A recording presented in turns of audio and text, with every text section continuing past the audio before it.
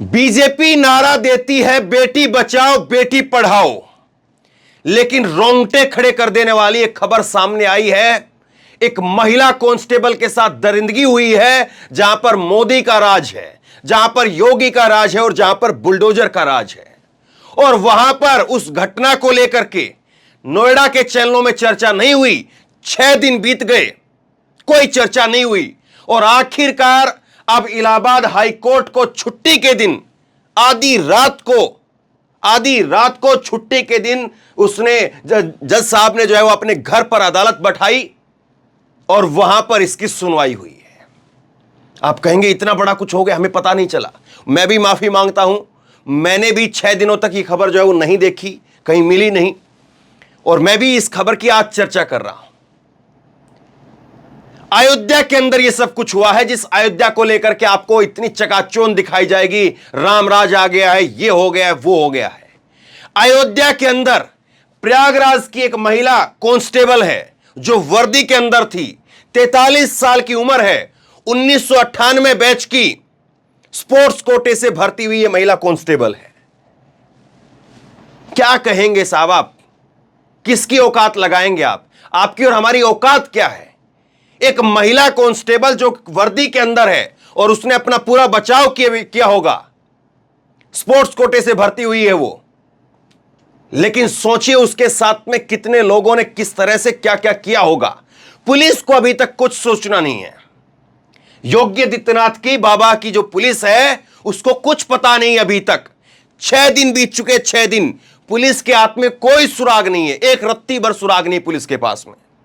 इस महिला को अभी तक होश नहीं आया है और इस महिला को लखनऊ के केजीएमयू अस्पताल के अंदर रखा हुआ है।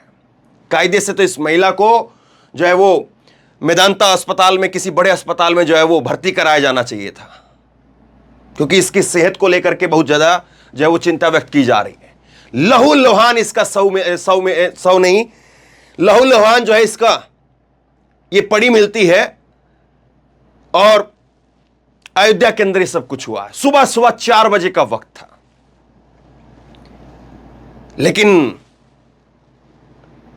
जो देश के गृह मंत्री हैं अमित शाह साहब, वो कह देते हैं कि 16 साल की लड़की रात को 12 बजे गहने लाद करके स्कूटी से निकल सकती है। हम मान लेते हैं।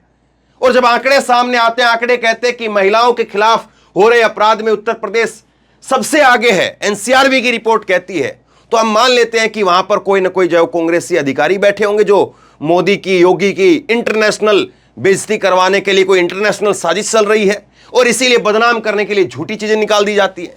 लेकिन जब यह सब कुछ होता है तब आंखें खुलती है लोगों की कि रात में खुली अदालत, जज ने घर में बैठाई बेंच, रेलवे सरकार से सख्त सवाल, ट्रेन में महिला सिपाही से दरिंदगी, अब तक क्या हुआ है जज को भी नहीं पता है, पुलिस बता नहीं पा रही है अब तक किया क्या है आप लोगों ने। 6 दिन बीत चुके हैं, 29 तारीख की घटना है। और कल जो लोग छिछोरे लोग जो हैं, छिछोरे कह रहा हूं मैं इनको क्योंकि मेरे पास और कोई दूसरा शब्द नहीं है, कल जो लोग कह रहे थे कि प्रियंका गांधी ने राहुल गांधी को राखी बांधी कि नहीं बांधी, ये किया कि वो नहीं किया, वो लोग जवाब देंगे। 29 तारीख की घटना है, ये भी किसी की बहन होगी, ये भी किसी की बुआ होगी, इसको भी किसी के राखी बांधनी होगी। 29 तारीख की घटना है, राखी से पहले की। राखी आई भी, राखी चली भी गई, रक्षाबंधन चला भी गया, लेकिन ये अभी भी जो है वो बेहोश हालत में अस्पताल के अंदर इसका इलाज चल रहा है। आप यकीन नहीं करेंगे मेरी बातों का कि इतनी सब कुछ हो जाए और कहीं जिक्र तक ना हो तो ये बात सच मालूम नहीं पड़ती है। इसीलिए मैं कुछ खबर पढ़ करके आपको सुनाता हूं। आज तक की खबर है कि योगी सरकार कानून व्यवस्था को लेकर के सबसे बड़ा दावा करती है महिला सुरक्षा का, लेकिन अब उसी में लेकिन जिस तरह से अयोध्या के अंदर ट्रेन के भीतर एक महिला हेड कांस्टेबल का लहूलुहान और तार-तार हालत में मिली है, उसने सरकार के दावों के ऊपर बड़े गंभीर सवाल खड़े कर दिए हैं। महिला के साथ दरिंदगी की वजह से आज भी वो जिंदगी और मौत के बीच में लखनऊ के केजीएमयू अस्पताल के अंदर झूल रही है। यह वाकया इतना गंभीर है कि अदालत, इलाहाबाद हाई कोर्ट ने स्वतः इस पर संज्ञान लेते हुए इसकी सुनवाई में एक इतिहास रच दिया। इलाहाबाद हाई कोर्ट की चीफ जस्टिस प्रीतिंकर, दिवाकर और इनके साथ एक दूसरे जज और रहे, 2 जजों की बेंच है। उन्होंने खुद संज्ञान लिया है और एक विशेष अदालत बैठाई। सरयू एक्सप्रेस ट्रेन में महिला सिपाही के साथ दरिंदगी को लेकर के पहले पीआईएल कराई गई और उसके बाद मामले में देर रात को सुनवाई हुई है। नोएडा के एंकर जो है मुसलमान होने का इंतजार कर रहे हैं कि कोई मुसलमान मिले तब जाकर के बाबा का बचाव किया जाए, वरना तो इस खबर पर चर्चा होनी चाहिए थी, कायदे से सवाल पूछे जाने चाहिए थे। चीफ जस्टिस ने देर रात अपने घर पर बेंच बुलाई है और न सिर्फ नाराजगी जाहिर की है बल्कि सौते संज्ञान लेते हुए राज्य की सरकार को, रेलवे को नोटिस जारी किया है। साथ ही 12 बजे सोमवार को इस मामले पर सुनवाई के लिए वक्त दिया है। सरकार को कहा है कि जवाब के साथ हाजिर रहे और एडिशनल सोलिसिटर जनरल को भी अदालत में मौजूद रहने का आदेश दिया है। छुट्टी का दिन था, रविवार रात को 9 बजे जो है वो विशेष बेंच बना करके इसकी सुनवाई की, जिसमें खुद चीफ जस्टिस प्रीतिंकर, दिवाकर और आशुतोष श्रीवास्तव की डिवीजन की बेंच ने इस पर दलीलें सुनी हैं।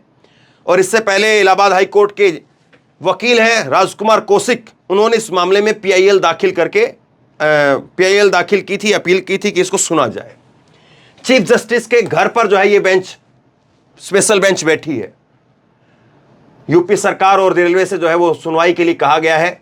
जो सीनियर अफसर हैं इससे जुड़े हुए उनको पेश होने के लिए कहा गया है और बताना होगा कि इस मामले में अभी तक क्या क्या किया है।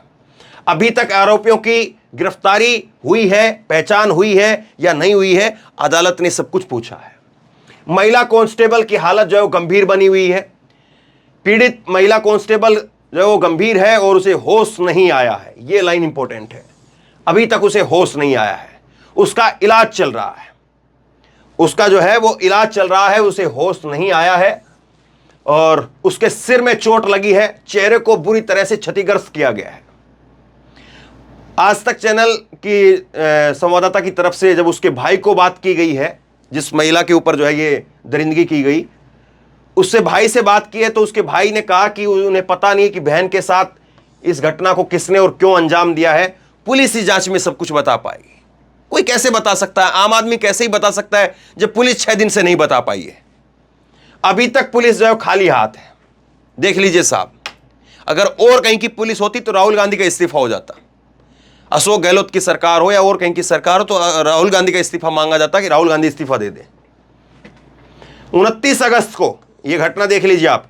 29 अगस्त को यह ट्रेन चलती है प्रयागराज के मानकपुर से और अयोध्या की ओर। यह सरयू एक्सप्रेस ट्रेन थी। इसमें जो है ये महिला के ऊपर जानलेवा हमला हुआ है। 6 दिन बीतने के बाद भी यूपी पुलिस खाली हाथ है। महिला के चेहरे पर धारदार हथियार से हमला किया गया है। 2 जगह सर में फ्रैक्चर है। मैंने उसका चेहरा देखा है, आपको दिखा नहीं सकता हूं यूट्यूब की गाइडलाइन की वजह से। पहले तो जो उसका बॉडी, जो महिला जो है उसको जो पड़ा हुआ पाया गया है अयोध्या के अंदर, पूरी लहूलुहान, जनरल डब्बे के अंदर जो है वो पूरी लहूलुहान जो है ये महिला मिलती है। सुबह 4 बजे का वक्त रहा, कोई नहीं था उस डब्बे के अंदर। मालूम नहीं कि क्या क्या किया है। पुलिस कह रही है कि अभी तक रेप से संबंधित कोई हमें पुष्टि नहीं हुई है। आगे दिखाता हूं मैं आपको। 2 जगह पर उसके चेहरे पर फ्रैक्चर है, उसकी हालत गंभीर बनी हुई है। लखनऊ के केजीएमसी में उसका इलाज चल रहा है और उसके बाद में जो है ये तमाम जो अधिकारी हैं वो अयोध्या के अंदर कैंप लगा रहे हैं। सारे अधिकारी कैंप कर रहे हैं। 6 दिन बाद में भी इस घटना को लेकर के पुलिस इस घटना की सही वजह को तलाश नहीं कर पाई है। अब बताइए क्या कर रही है पुलिस। और ये मामला जो है वो 29 तारीख की सुबह 4 बजे का है। अयोध्या रेलवे स्टेशन पर हड़कंप मच गया जब सरयू की जनरल बोगी के अंदर जो है वो हेड कांस्टेबल खून से लथपथ पड़ी हुई मिलती है। अब मामला क्या था जरा सुनिए डिटेल से। 29 अगस्त को प्रयागराज से चल करके मनकापुर चलने तक आने वाली सरयू एक्सप्रेसवे पर यह महिला कांस्टेबल 6:45 पर फाफामऊ स्टेशन से चढ़ी थी। ट्रेन करीब 12 बजे अयोध्या स्टेशन पर पहुंची जहां महिला कांस्टेबल को उतरना था। उसकी ड्यूटी हनुमानगढ़ी मेला में लगी हुई थी, लेकिन रात होने की चलते आशंका जताई जा रही है कि महिला कांस्टेबल को रात में नींद लग गई होगी और 1 बजे सरयू एक्सप्रेस से वो मनकापुर स्टेशन पहुंच गई। फिर उसके बाद में 1 घंटे ट्रेन वहां पर यार्ड में खड़ी रहती है, फिर उसके बाद ट्रेन वापसी चलती है 3 बजे, और फिर उसके बाद में जब 4 बजे 3:45 पर जो ट्रेन अयोध्या पहुंचती है तब जाकर के खुलासा होता है। तो कुल मिलाकर के ये घटना है, और इस घटना के बाद में जो है वो अभी तक सन्नाटा है, कहीं पर कोई चर्चा नहीं है, कहीं पर कोई जिक्र तक नहीं है। और सोचिए आपके सामने तस्वीरें कैसी आती हैं, तस्वीरें आती हैं आपके सामने कि यूपी में जो है वो गुंडे बदमाश, जितने डकैत, जितने गैंगस्टर हैं वो सब यूपी छोड़ करके भाग गए हैं, और जो जितने गुंडे बदमाश हैं वो गले में तख्ती डाल करके थाने के आगे गिड़गिड़ाते हैं। बाकायदा वीडियो आती है उन लोगों की कि साहब मेरे को गिरफ्तार कर लीजिए, मेरे 2 छोटे छोटे बच्चे हैं, मैं बाहर रहूं तो मैं मारा जाऊंगा, मैं अपराध छोड़ दिया है, मैंने कुछ नहीं करूंगा, मैं बहुत शरीफ हो गया हूं, मेरे को बाबा का डर लगने लगा है, मेरे को बुलडोजर का डर लगने लगा है। लेकिन एक महिला कांस्टेबल के साथ में जो कुछ ये किया गया है, वो कोई आम लोग तो नहीं होंगे, कोई आम साधारण इंसान तो इतना सब कुछ कर नहीं सकता है। और किसी आपसी रंजिश के तहत अगर कुछ हुआ होता तो पुलिस ने, जाहिर सी बात है, अभी तक इस महिला कांस्टेबल की, इनके परिवार वालों की कॉल डिटेल कुछ ना कुछ जो है वो पुलिस की जांच में निकाल ली होंगी, तो पता चल जाता कि हाँ भाई कोई प्रेम प्रसंग का मामला है, या कोई आपसी रंजिश का मामला है, या कोई जमीन विवाद का मामला है, या कुछ ट्रेन के अंदर हुआ है, तो पता चल जाता। लेकिन अभी तक कुछ नहीं पता है पुलिस को। गिरफ्तार करने तो दूर की बात, अभी पुलिस ये नहीं पता कर पाई है कि कितने लोग थे, कहां तक थे, एक आदमी को नहीं पकड़ पाई है। और वहां पर बड़े बड़े अधिकारी कैंप कर रहे हैं, और यही पुलिस जो है वो ठाए ठाए पुलिस एनकाउंटर कर देती है। यही पुलिस में पता चलता है कि जो है वो, चाहे वो विकास दुबे हो और चाहे वो अतीक अहमद हो, वो सिक्योरिटी के अंदर जो है वो मारे जाते हैं। लेकिन हम ताली बजा लेते हैं, हमको लगता है कि चलो अतीक अहमद था, मुल्ला था, ये था, वो था, ठीक हो गया उसका इलाज, गुंडा था, ये था, वो था। लेकिन सवाल वो नहीं होता है, सवाल होता है कानून का, कि कानून के रहते हुए कानून का काम होना चाहिए, लेकिन वो नहीं हो रहा है, और उसके अलावा सब कुछ हो रहा है।